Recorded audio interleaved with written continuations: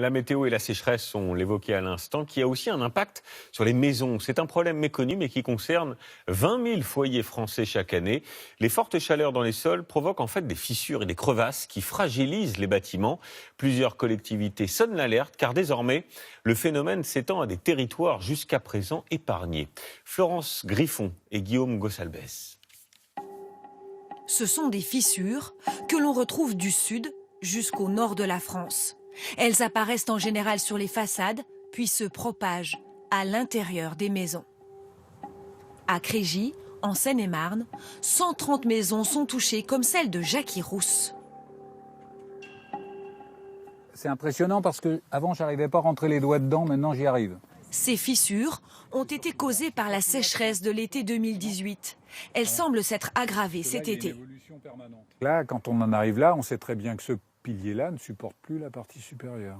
Et là, on se pose des questions quand même. Ça veut dire qu'à un moment donné, en dessous, le sol s'est effondré. La maison a été construite sur de l'argile. C'est la cause du problème. Car l'argile fonctionne comme une éponge. Lorsqu'il fait chaud et sec, les sols se rétractent. Lorsqu'il pleut, l'argile gonfle. C'est cette alternance qui entraîne des mouvements de terrain. 3237 communes viennent d'être reconnues en état de catastrophe naturelle pour 2018. Le phénomène s'étend à des territoires jamais touchés jusqu'ici, comme en Bourgogne-Franche-Comté. Cet habitant du Puy-de-Dôme craint même que sa maison s'effondre.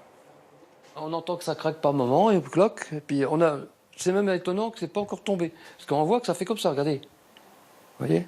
À l'heure actuelle, la maison, on ne peut plus la réparer. Elle est trop endommagée, ou alors ce seraient des sommes impossibles à mettre en route. Leur village a été placé en état de catastrophe naturelle, ce qui va leur permettre d'évaluer les dégâts et d'être indemnisés par les assurances. Un classement refusé à certaines communes, comme ici près d'Orléans. Les habitants et le maire espèrent l'obtenir pour 2019. Ils peuvent même plus revendre leur maison, ils peuvent rien faire. Travailler une vie pour se payer une maison et avoir rien à la retraite, franchement, c'est déplorable. En attendant une reconnaissance de leur préjudice, les fissures, elles, s'aggravent.